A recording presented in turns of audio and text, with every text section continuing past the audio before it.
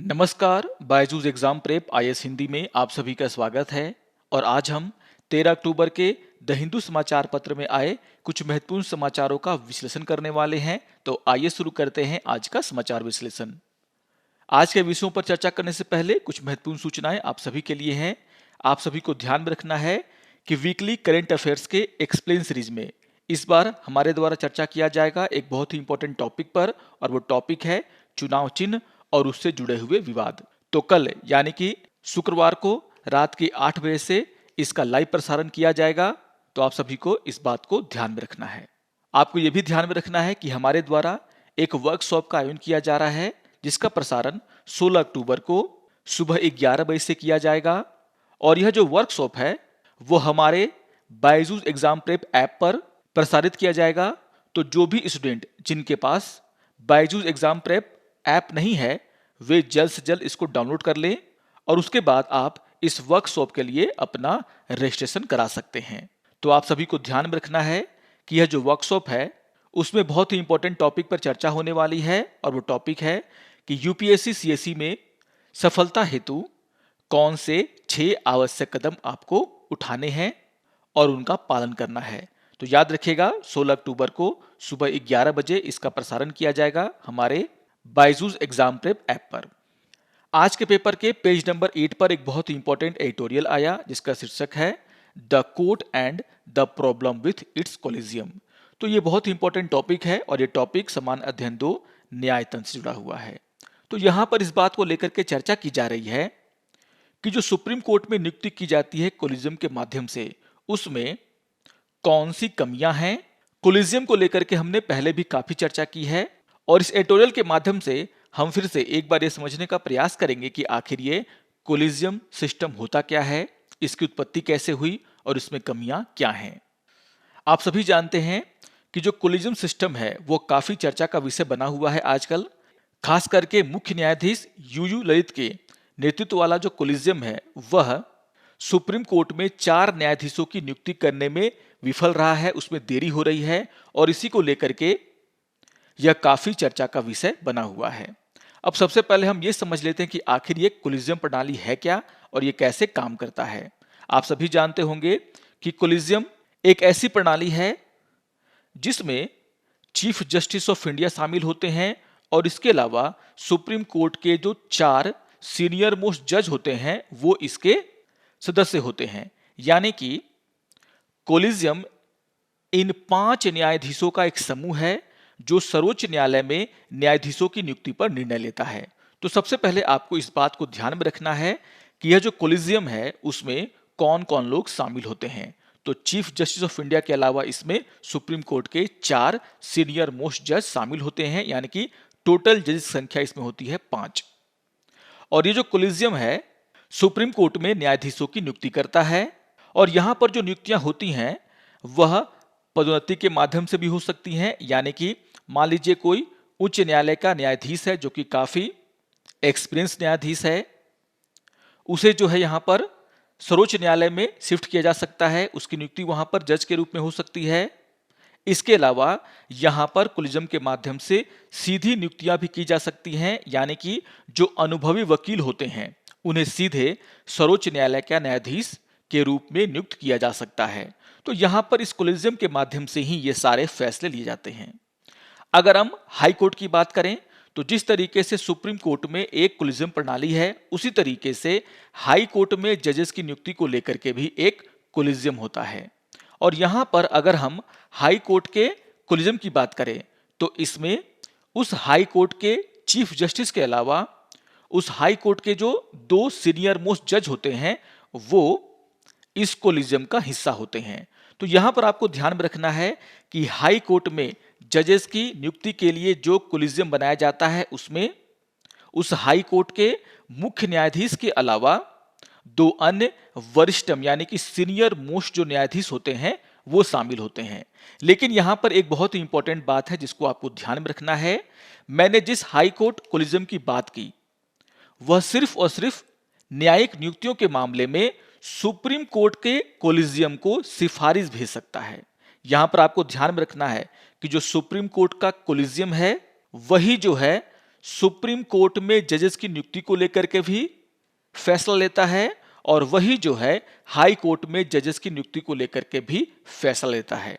अब यहां पर आपको ध्यान में रखना है कि जिस हाई कोर्ट में किसी जज को नियुक्त करना है तो वहां पर जो हाई कोर्ट का जो कोलिजियम होगा, जिसमें कि उस हाई कोर्ट के मुख्य न्यायाधीश और इसके अलावा 2 अन्य वरिष्ठतम न्यायाधीश शामिल होते हैं, वह सिर्फ कुछ नामों की सिफारिश सुप्रीम कोर्ट के कोलिजियम को करते हैं।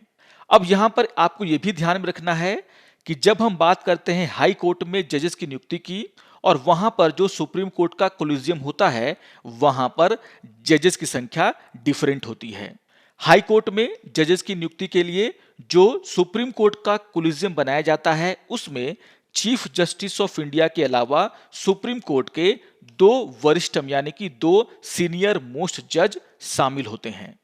तो कंफ्यूज नहीं करना है। यहां पर सबसे पहले आपको यह ध्यान में रखना है कि जब हम सुप्रीम कोर्ट में जजेस की नियुक्ति की बात करते हैं तो वहां पर सुप्रीम कोर्ट का जो कोलिजियम होता है उसमें चीफ जस्टिस के अलावा 4 अन्य वरिष्ठतम जज होते हैं, यानी कि यहां पर नियुक्ति के लिए जो फैसला लेता है कोलिजियम, उसमें टोटल 5 जजेस होते हैं।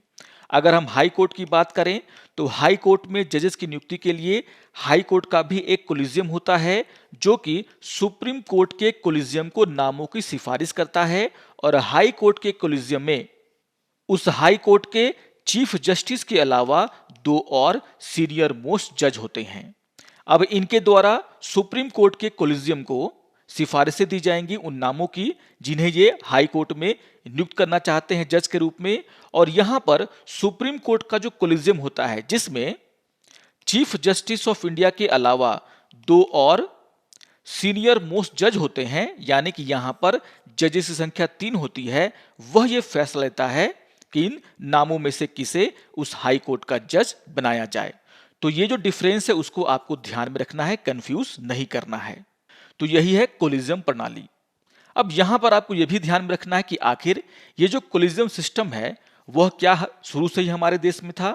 तो आपको ध्यान में रखना है कि हमारे संविधान का जो अनुच्छेद 124 है वह यह कहता है कि सर्वोच्च न्यायालय में या फिर उच्च न्यायालय में यानी कि सुप्रीम कोर्ट में और हाई कोर्ट में जो जजेस की नियुक्ति होगी वह राष्ट्रपति के द्वारा किया जाएगा। और यहां पर राष्ट्रपति उच्च न्यायालयों और सर्वोच्च न्यायालय के ऐसे न्यायाधीशों से परामर्श करेगा इसको लेकर के जिन्हें वह आवश्यक समझे। तो यहां पर अगर हम अनुच्छेद 124 को पढ़ते हैं तो यहां पर साफ साफ कहा गया है कि सुप्रीम कोर्ट में और हाई कोर्ट में जो जजेस की नियुक्ति होगी वह राष्ट्रपति के द्वारा किया जाएगा। और यहां पर जजेस की नियुक्ति करते समय जो राष्ट्रपति हैं वह हाई कोर्ट और सुप्रीम कोर्ट के न्यायाधीशों के साथ परामर्श करेंगे। लेकिन कितने न्यायाधीशों के साथ परामर्श करेंगे और वो जो परामर्श है और वहां जो राय होगा क्या उसे मानना राष्ट्रपति के लिए आवश्यक है, इसको लेकर के अनुच्छेद 124 मौन है। तो यहां पर आपको यह ध्यान में रखना है कि जो चीफ जस्टिस ऑफ इंडिया होते हैं उनकी नियुक्ति के अलावा अगर राष्ट्रपति के द्वारा किसी अन्य न्यायाधीश की नियुक्ति हो रही है, चाहे वो सुप्रीम कोर्ट में हो चाहे वो हाई कोर्ट में हो, तो यहां पर राष्ट्रपति हमेशा जो है मुख्य न्यायाधीश के साथ सलाह मशवरा लेते हैं। अब यहां पर आपको कुछ केसेस को ध्यान में रखना है कि आखिर ये कोलिजियम सिस्टम किस तरीके से शुरू हुआ। यहां पर 3 केसेस हैं जिन्हें हम न्यायाधीश मामलों के रूप में जानते हैं। यहां पर जो प्रथम जज केस था यानी कि प्रथम न्यायाधीश मामला जो कि 1981 का मामला है, इस मामले को आपको ध्यान में रखना है, एसपी गुप्ता बनाम भारत संघ का मामला। और यहां पर सुप्रीम कोर्ट के द्वारा न्यायिक नियुक्तियों को लेकर के एक बहुत ही इंपॉर्टेंट बात कही गई। यहां पर जैसे मैंने आपको बताया कि अनुच्छेद 124 में यह कहा गया है कि राष्ट्रपति क्या करेंगे, मुख्य न्यायाधीश के साथ यानी कि चीफ जस्टिस ऑफ इंडिया के साथ सलाह मशवरा करेंगे किसी भी जज की नियुक्ति को लेकर के। अब यहां पर जो प्रथम न्यायाधीश मामला हुआ था उसमें सुप्रीम कोर्ट ने यह कह दिया था कि जो चीफ जस्टिस ऑफ इंडिया के द्वारा जो सुझाव दिया जाएगा राष्ट्रपति को, उसे राष्ट्रपति के द्वारा ठोस कारणों के आधार पर अस्वीकार किया जा सकता है।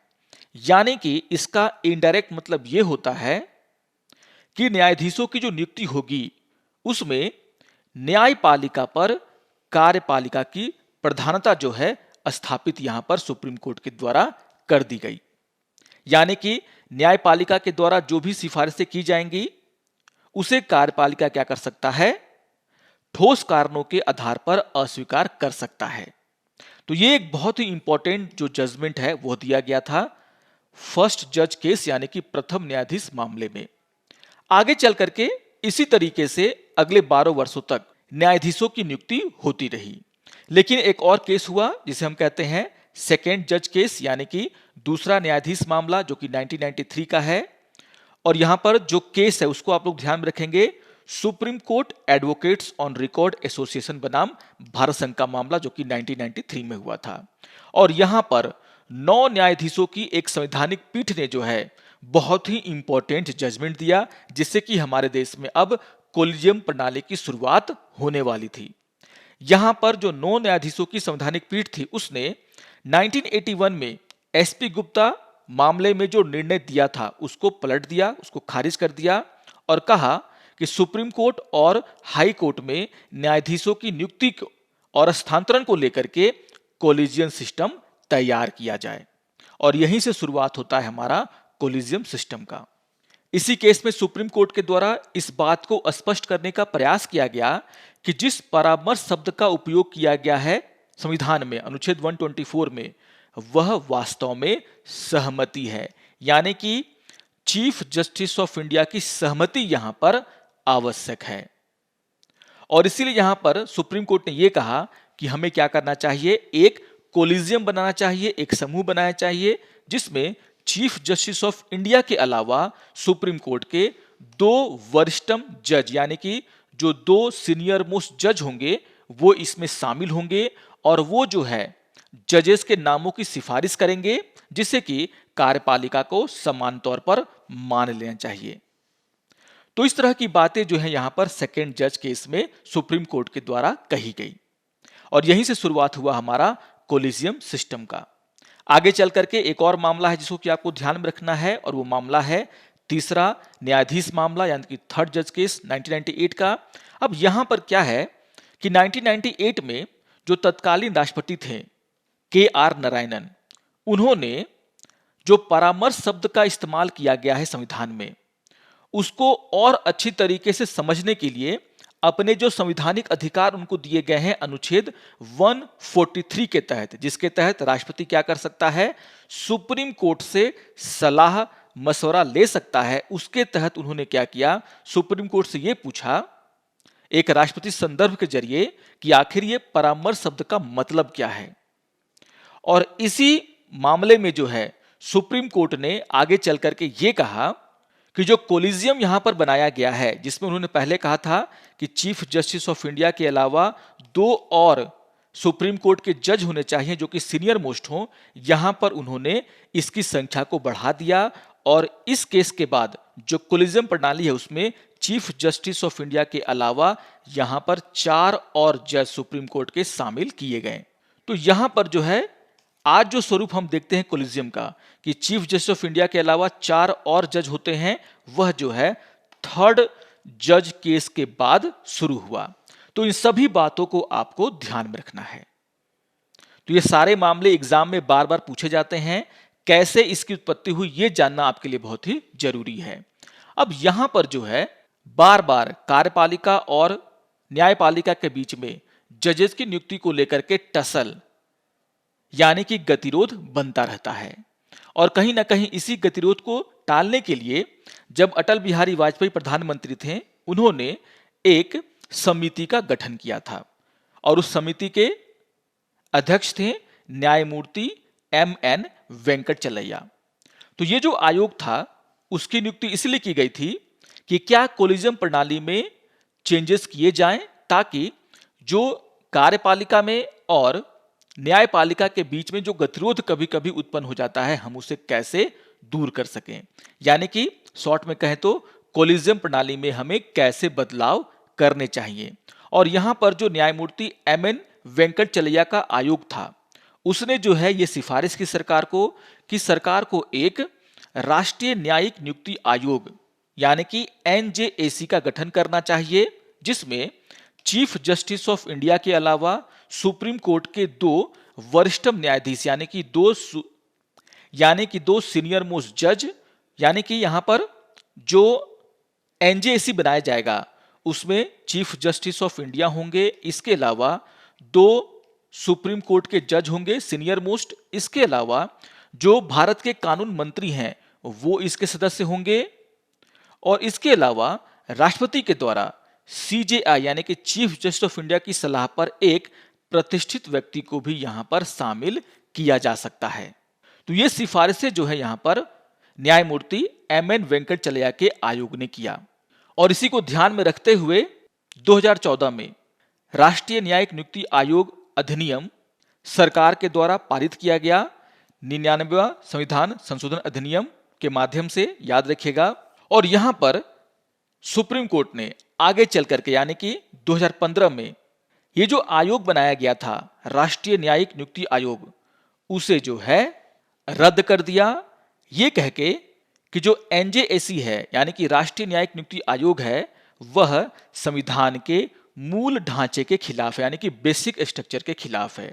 यहां पर सुप्रीम कोर्ट का यह कहना था कि यहां पर जुडिशरी और सरकार के बीच में शक्तियों का बंटवारा किया गया है, और यहां पर अगर यह आयोग बन जाता है तो कहीं ना कहीं जो सरकार का दबाव है वह जुडिशरी के ऊपर कायम हो जाएगा, जो कि संविधान के मूल ढांचे के खिलाफ है। तो यहां पर 5 जजेस की संविधान पीठ ने जो है 4:1 के निर्णय से क्या किया, इस आयोग को निरस्त कर दिया, असंवैधानिक करार दे दिया। तो यहां पर सरकार के द्वारा जो एक सुधार की कोशिश की गई थी उसे जो है खुद सुप्रीम कोर्ट ने अपने मौजूदा कोलिजियम सिस्टम को जारी रखते हुए खारिज कर दिया था। अब यहां पर लगातार कोलिजियम प्रणाली की आलोचना की जाती रही है, खास करके इसमें जो पारदर्शिता की कमी है उसको लेकर के कहा जाता है कि जजेस किस आधार पर फैसला लेते हैं, इसमें जो है पारदर्शिता की कमी है। खास करके यहां पर भाई भतीजावाद का भी आरोप लगाया जाता है। यह आरोप सुप्रीम कोर्ट और हाई कोर्ट में काफी लगता है कि वो अपने जानने वाले को ही जज के रूप में नियुक्त करते हैं सुप्रीम कोर्ट में और हाई कोर्ट में, यानी कि जो अन्य प्रतिभाशाली न्यायाधीश हैं उनकी यहां पर अनदेखी की जाती है। तो यहां पर पारदर्शिता की कमी की बात की जाती है, भाई भतीजावाद का जो एक प्रॉब्लम है वो यहां पर कहा जाता है, प्रतिभाशाली न्यायाधीशों की अनदेखी का मामला है। आपने देखा होगा कि बहुत सारे पोस्ट जो हैं हाई कोर्ट में खाली पड़े हुए हैं, तो यहां पर कहीं ना कहीं जो एक जवाबदेही कमी है सुप्रीम कोर्ट के कोलिजियम की, यह भी मामला सामने में आता रहता है। तो किस आधार पर सुप्रीम कोर्ट के कोलिजियम की आलोचना की जाती है इसको भी आपको ध्यान में रखना है, जिसको लेकर के यहां पे चर्चा किया गया है। तो बहुत ही इंपॉर्टेंट न्यूज है ये, इसको आप लोग जरूर पढ़ने का प्रयास करेंगे और जो बातें मैंने आपको समझाई हैं वो आप लोग जरूर नोट डाउन कर लेंगे।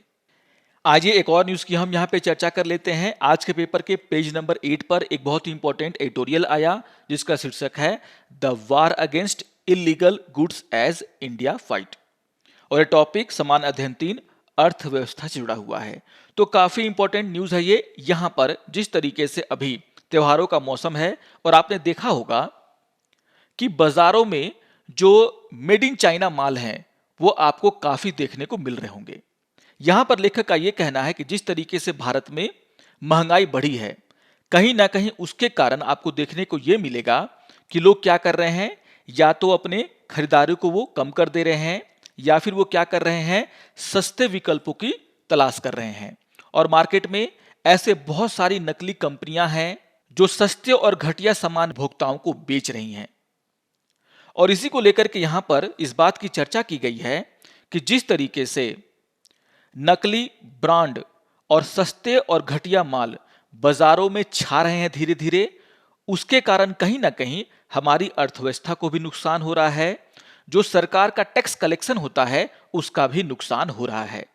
तो जो मैंने कारण बताया कि जिस तरीके से महंगाई बढ़ती जा रही है उसके कारण बहुत सारे ऐसे लोग हैं जो मार्केट जाते हैं और सस्ते विकल्प की तलाश करते हैं, यानी कि ऐसा सामान जो सस्ते में मिल जाए उसे वो खरीदने का प्रयास करते हैं, और इसी का फायदा उठा करके नकली सामान मार्केट में बेचा जाता है। चाइना से जो सस्ते सामान है उसको ला करके मार्केट में बेचा जाता है। आप देख रहे होंगे दीपावली का समय है और चाइना मेड जो ट्यूनिंग बल्ब हैं या फिर जो मूर्तियां हैं या फिर जो खिलौने हैं वो आपको यहां पर बाजारों में देखने को मिल जाएंगे। तो इन्हीं सभी बातों की लेकर के यहां पे चर्चा की गई है। यहां पर यह कहा गया है कि जब उपभोक्ता सस्ते विकल्प को खोजता है तो यह जो है तस्करी और अवैध माल के बाजार को बढ़ावा देता है, जिससे कि सरकार को टैक्स कम मिलता है। और अगर सरकार को टैक्स कम मिलेगा तो कहीं ना कहीं इसका उपयोग जो वो करती है देश के विकास में या फिर सामाजिक परिवर्तन में, उसमें भी इसका प्रभाव आपको देखने को मिलेगा। यहां पर यह भी कहा गया है कि चूंकि यह जो सामान होते हैं वह अवैध तरीके से बनाए जाते हैं, नकली ब्रांड के नाम पर बनाए जाते हैं, इससे जो है हमारी अर्थव्यवस्था को भी काफी नुकसान पहुंचता है। इस न्यूज में कैस्केड के रिपोर्ट की चर्चा की गई है। कैस्केड का मतलब क्या है? देखिए, आपको ध्यान में रखना है कि federation of Indian chamber of commerce की एक कमेटी है जिसका नाम है committee against smuggling and counterfeiting activities destroying the economy. अब यहां पर ये जो रिपोर्ट है इसे हम लोग शॉर्ट में बोलते हैं कैस्केड। अब यहां पर ये जो रिपोर्ट है उसमें ये साफ साफ कहा गया है कि भारतीय उद्योग में अगर देखा जाए तो ये जो काउंटरफिएटिंग प्रोडक्ट हैं यानी कि जो नकली सामान हैं वे 5 प्रमुख भारतीय उद्योगों को बर्बाद कर रहे हैं। यहां पर यह कहा गया है कि इन 5 प्रमुख उद्योगों में शामिल है मोबाइल इंडस्ट्री, इसके अलावा जो फास्ट मूविंग कंज्यूमर गुड्स है यानी कि हम लोग बोलते हैं जिसको एफएमसीजी, जिसमें कि घरेलू सामान आते हैं, व्यक्तिगत सामान आते हैं, इसके अलावा जो खाद्य पदार्थ के सामान हैं, तंबाकू के उत्पाद हैं और जो मादक पेय होते हैं जैसे शराब वगैरह, वहां पर आपको देखने को मिलेगा कि नकली सामान इन ब्रांडों के नाम पर जो है बेचे जाते हैं, जिससे कि सरकार को कमाई भी कम होती है और जो कंपनियां हैं, जो ऑथेंटिक कंपनियां हैं, उनको भी नुकसान उठाना पड़ता है। यहां पर जो रिपोर्ट है वो ये कहती है कि भारत में अगर हम नकली सामान के अवैध बाजार के आकार के बारे में बात करें तो 2019-20 में इसका जो आकार था वो लगभग 2,60,000 करोड़ का था। इसी तरीके से इकोनॉमिक्स इंटेलिजेंस यूनिट की जो रिपोर्ट है जो कि 2018 में प्रकाशित की गई थी, उसमें यह कहा था कि भारत में ये जो नकली सामानों का अवैध व्यापार होता है उसमें जो है भारत, अगर हम सूचकांक उसको देते हैं तो वह निम्न स्थान पर आएगा। यानी कि भारत में काफी ज्यादा मात्रा में ब्रांड के नाम पर नकली सामान बना करके बेचा जाता है।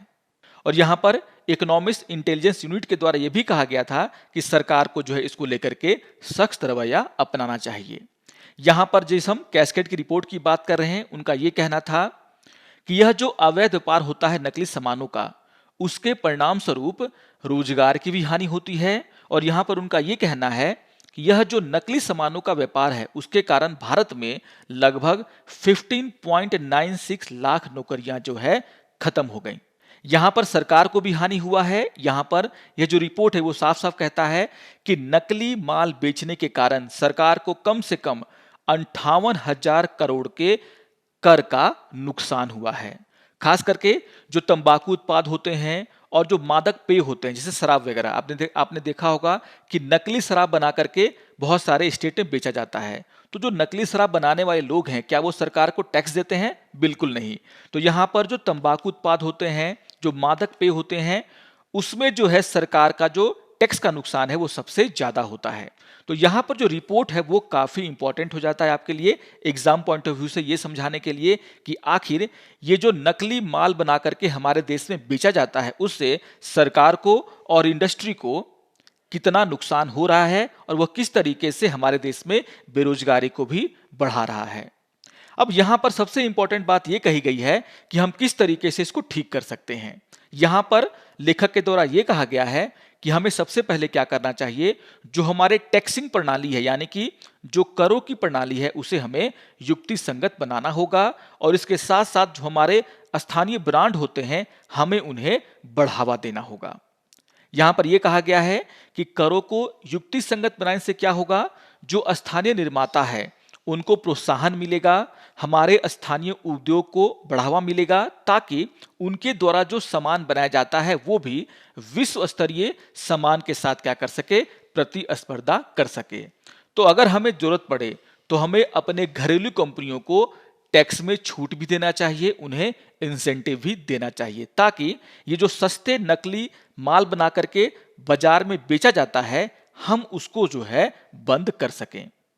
यानी कि हमें स्थानीय ब्रांडों को भी बढ़ावा देना होगा।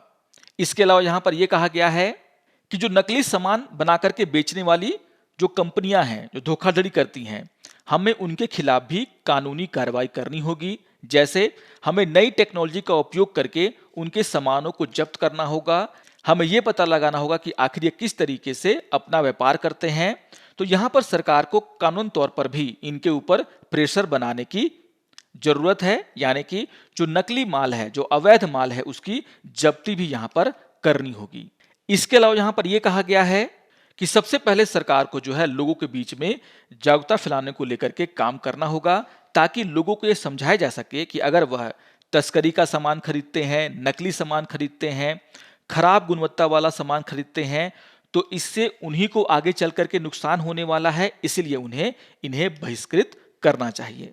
तो यहां पर उन सुझावों की भी चर्चा की गई है जिसका उपयोग करके हम इन नकली माल बनाने वाली कंपनियों पर नकेल कर सकते हैं और अपना जो घरेलू उद्योग है उसको बढ़ावा दे सकते हैं।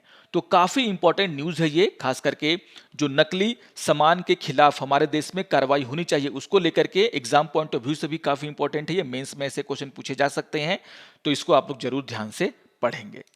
आइए एक और बहुत ही महत्वपूर्ण न्यूज की हम यहाँ पे चर्चा कर लेते हैं। बहुत ही इंपॉर्टेंट डेटा दिया गया है आरटीआई रिप्लाई को लेकर के, और ये टॉपिक समान अध्ययन 2 पारदर्शिता और जवाबदेही से जुड़ा हुआ है।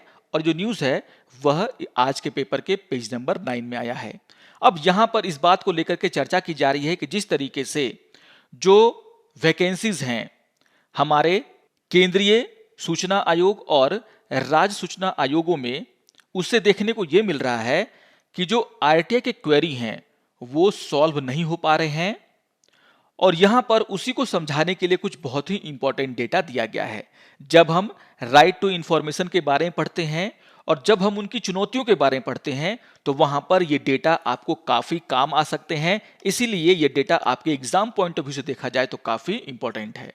अब यहां पर यह समझाने का प्रयास किया गया है कि जो आंकड़े हैं वो ये बताते हैं कि अगर हम केंद्र सरकार में सूचना अधिकारियों और प्रथम अपीलीय अधिकारियों की संख्या को देखें तो पिछले कुछ वर्षों में वह स्थिर बनी हुई है, मतलब उसमें कोई बढ़ोतरी नहीं हुआ है। जबकि अगर हम सूचना के अधिकार के तहत जो आवेदन सबमिट किए जा रहे हैं उनको देखें तो लगातार आरटीआई के माध्यम से जो सवाल पूछने की प्रक्रिया है वो तेज हो रही है, मामले बढ़ रहे हैं और इसके कारण लंबित आवेदन भी हर साल वृद्धि कर रहे हैं। लेकिन यहां पर सरकार के द्वारा क्या किया जा रहा है, जिन अधिकारियों के द्वारा जवाब दिया जाता है उनकी संख्या को स्थिर बनाया गया है, मतलब कि उसमें कोई भी बढ़ोतरी नहीं की जा रही है। यानी कि यहां पर जिस रेट से क्वेरी बढ़ रही है उस रेट से हम अधिकारियों की नियुक्ति नहीं कर रहे हैं। यहां पर यह भी कहा गया है कि जो केंद्रीय सूचना आयोग है और हमारे राज्यों में जो राज्य सूचना आयोग है वहां पर भी जनशक्ति की, यानी कि जो काम करने वाले लोग हैं उनकी कमी है, जिसके कारण आपको देखने को मिल रहा है कि जो आरटीआई के एप्लीकेशन है वो भारी मात्रा में जो है लंबित पड़े हुए हैं। अब यहां पर आप चार्ट देख सकते हैं। जो चार्ट 1 है वो साफ साफ ये दिखा रहा है कि हमारे देश में किस तरीके से आरटीआई के तहत जो प्रश्न पूछे जाते हैं उनके संख्या में बढ़ोतरी हुआ है और खास करके जो लंबित मामले हैं उनकी संख्या में बढ़ोतरी हुआ है।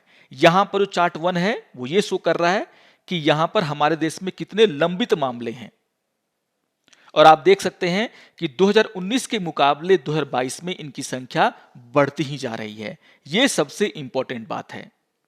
अब यहां पर स्टेट वाइज जो ब्लॉकेज है, यानी कि जो पेंडिंग मामले हैं उसको लेकर के भी डेटा दिया गया है और कहा गया है, आप देख सकते हैं कि महाराष्ट्र में लगभग 99,722 जो आरटीआई के तहत क्वेरीज हैं वो अभी क्या है, पेंडिंग है वहां के स्टेट इंफॉर्मेशन कमीशन के पास।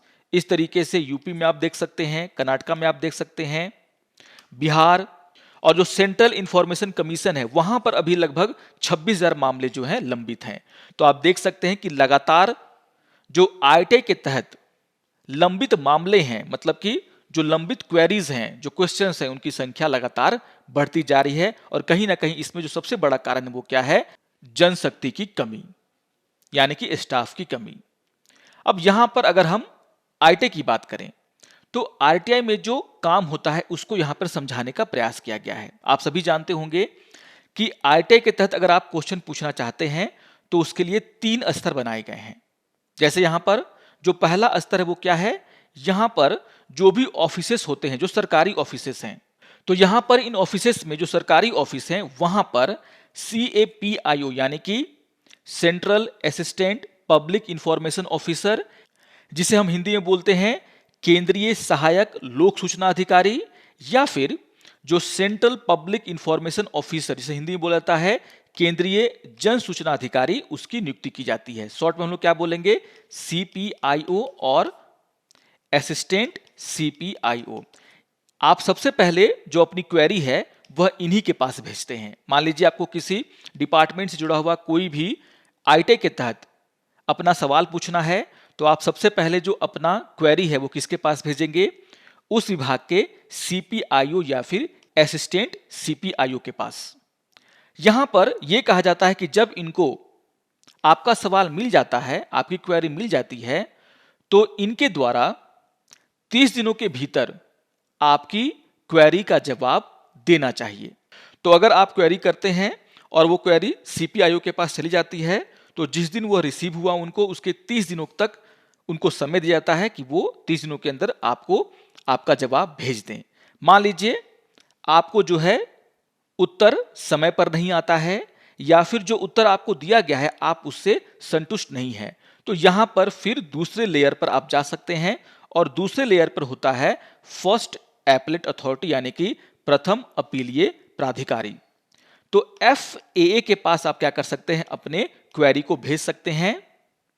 अब यहां पर जब FAA यानी कि फर्स्ट एपेलेट अथॉरिटी जवाब नहीं देता है, या फिर इसका जवाब जो आपके पास आया है आप उससे भी संतुष्ट नहीं है, तो यहां पर फिर आप जो तीसरा लेयर है जिसे हम कहते हैं कि आप CIC यानी कि केंद्रीय सूचना आयोग के पास अपना मामला भेज सकते हैं। अगर राज्य का मामला है तो आप स्टेट में जो सूचना आयोग है उसके पास अपना मामला भेज सकते हैं, यानी कि अब CIC और SIC के द्वारा जो है इन मामलों को देखा जाएगा। तो ये 3 स्तर होते हैं।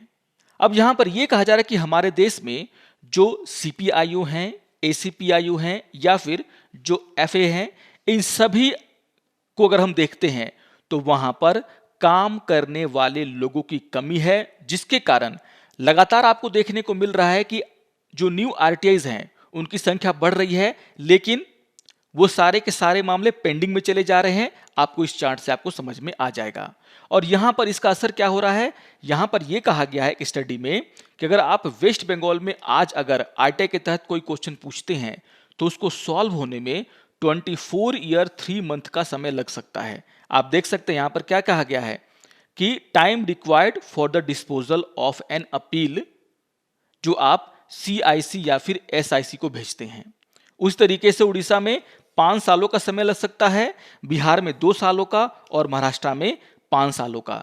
तो जो कमी है स्टाफ की, उसके कारण कहीं ना कहीं जो पेंडिंग मामले हैं CIC के पास, SIC के पास, इनकी संख्या लगातार बढ़ती जा रही है। तो इस डेटा को आप जरूर नोट डाउन करेंगे ताकि आप ये समझा सकें कि किस तरीके से ITI का जवाब नहीं दिया जा रहा है और पेंडिंग जो क्वेरीज हैं वो बढ़ती जा रही हैं। इसके पीछे कारण को लेकर के यहाँ पे चर्चा किया गया है। आइए एक और न्यूज को हम यहाँ पर देख लेते हैं। आज के पेपर के पेज नंबर 12 पर एक बहुत ही इंपॉर्टेंट न्यूज आया जिसका शीर्षक है no more indictment under section 66A of IT act. और ये बात किसने कही है, सुप्रीम कोर्ट ने। पेज नंबर 12 पर यह न्यूज आया है और ये न्यूज सामान्य अध्ययन 2 शासन जुड़ा हुआ है। यहां पर आपको ध्यान में रखना है कि सुप्रीम कोर्ट ने बुधवार को राज्यों के पुलिस बलों को यह आदेश दिया कि जो सूचना प्रौद्योगिकी अधिनियम है और जो उसकी धारा 66A है उसके तहत किसी पर भी कोई मुकदमा नहीं चलाया जाएगा। आपको ध्यान में रखना है कि जो IT एक्ट है उसके धारा 66A को आज से 7 ईयर पहले ही सुप्रीम कोर्ट के द्वारा असंवैधानिक घोषित कर दिया गया था। काफी चर्चाएं हमने इस पर की हैं। आप एक बार जाकर के फिर से जो श्रेया सिंघल बनाम भारत संघ का जो मामला है उसको एक बार रिवाइज कर लेंगे। इसी मामले में सुप्रीम कोर्ट ने 2015 में क्या कहा था कि जो सूचना प्रौद्योगिकी अधिनियम 2000 है उसकी धारा 66A असंवैधानिक है। आप सभी को ध्यान में रखना है कि जो धारा 66A है वो क्या करता था कि अगर आप किसी कंप्यूटर के माध्यम से या फिर जो अन्य इलेक्ट्रॉनिक उपकरण है उसके माध्यम से अगर आप कोई मैसेज भेजते हैं, कोई वीडियो भेजते हैं और अगर वह आपत्तिजनक है किसी के लिए तो यहाँ पर वह दंडनीय अपराध इसके तहत बना दिया गया था। अब यहाँ पर सुप्रीम कोर्ट ने श्रेया सिंघल के मामले में क्या कहा था कि यह जो धारा है वो कहीं ना कहीं हमारे संविधान के अनुच्छेद 19(1)(a) का क्या करता है, उल्लंघन करता है। यानी कि जो हमें बोलने का अधिकार दिया गया है यह कहीं ना कहीं उसका उल्लंघन करता है। तो इस बातों को आप लोग क्या करेंगे, एक बार फिर से रिवाइज कर लेंगे। मुद्दा क्या था? मुद्दा यह था कि सुप्रीम कोर्ट के द्वारा जब 2015 में इसे क्या कर दिया गया, असंवैधानिक घोषित कर दिया गया, उसके बाद भी देखने को यह मिल रहा था कि राज्य की पुलिसों के द्वारा इसका उपयोग करके यानी कि 66(a) का उपयोग करके लोगों पर केस दर्ज किए जा रहे थे। और यहां पर जो एनजीओ है PUCL उसने जो है इसको लेकर के सुप्रीम कोर्ट में अपना केस किया था। उन्होंने ये बताया कि जब सुप्रीम कोर्ट ने इन धाराओं को असंवैधानिक घोषित किया उसके बाद इसका उपयोग और बढ़ गया है। आप देख सकते हैं कि PUCL का यह कहना है कि महाराष्ट्र में 2015 के पहले यानी कि जब इसे असंवैधानिक घोषित किया गया था उसके पहले अगर आप देखोगे तो केसेस कम थे, लेकिन 2015 के बाद वहां पर 381 केसेस रजिस्टर किए गए पुलिस के द्वारा जो कि 66(a) के तहत किए गए। यूपी में भी इसी तरीके से 245 फ्रेश केसेस जो है यहां पर रजिस्टर किए गए। तो उनकी संख्या लगातार बढ़ती जा रही है, जबकि सुप्रीम कोर्ट के द्वारा इसे पहले ही असंवैधानिक घोषित कर दिया गया है। और कहीं ना कहीं इसी वजह से सुप्रीम कोर्ट ने फिर से इस बात को दोहराया है कि जो IT एक्ट का धारा 66(a) है वो क्या है, असंवैधानिक है और इसका उपयोग करके किसी भी पुलिस के द्वारा किसी व्यक्ति को बुक नहीं किया जाएगा। तो बहुत ही इंपॉर्टेंट न्यूज है ये, इसको आप लोग जरूर ध्यान से पढ़ेंगे। आइए अब इन विषयों पर आधारित मुख्य परीक्षा के अभ्यास प्रश्नों को हम देख लेते हैं। यहां पर क्वेश्चन नंबर 1 है, कोलिजियम प्रणाली में कुछ बदलाव के बिना कोलिजियम न्यायाधीशों के चयन में समस्याओं का सामना करता रहेगा, इस कथन का समालोचनात्मक परीक्षण कीजिए। तो काफी इंपॉर्टेंट क्वेश्चन है ये। मैंने आपको पूरी तरीके से कोलिजियम प्रणाली को समझा दिया है, आप उसको वहां पर समझाने का प्रयास करें कैसे इसका उद्गम हुआ। उसके बाद आप ये समझाएं किस तरीके से यहां पर इसकी आलोचना की जाती है, किसके आधार पर। तो जो अच्छाइयां हैं उसके बारे में भी आपको लिखना है और जो उसमें चुनौतियां हैं उसके बारे में भी आपको यहां पर लिखना होगा। आइए देख लेते हैं दूसरे क्वेश्चन को। दूसरा क्वेश्चन है, नकली उत्पाद हमारे देश की अर्थव्यवस्था को कैसे नुकसान पहुंचा सकते हैं और इससे कैसे बचा जा सकता है, इस पर अपने विचार रखें। तो काफी इंपॉर्टेंट क्वेश्चन है। मैंने बहुत सारे डेटा आपको दिए हैं कि कैसे यह अर्थव्यवस्था को नुकसान पहुंचाता है। मैंने आपको यही बताया है कि इससे कैसे बचा जाए। तो जो मैंने भावी कदम के बारे में चर्चा किया है उसको भी आप लिखें, और जो अर्थव्यवस्था का नुकसान होता है, टैक्स की चोरी यहां पर की जाती है और जो बेरोजगारी बढ़ती है इसके कारण, आप उस बातों को भी यहां पर लिखें। तो आशा करता हूं कि आप सभी को आज का ये समाचार विश्लेषण पसंद आया होगा। सारे टॉपिक्स बहुत इंपॉर्टेंट हैं। जो नोट्स मैंने दिया है उसको आप लोग जरूर नोट डाउन कर लेंगे, न्यूज को एक बार जरूर पढ़ लेंगे, और अगर आपको ये वीडियो अच्छा लगे तो आप जरूर इसको लाइक करें, शेयर करें और दूसरों को भी सब्सक्राइब करने के लिए प्रेरित करें। तो मिलते हैं समाचार विश्लेषण के अगले अंक में, तब तक के लिए नमस्कार।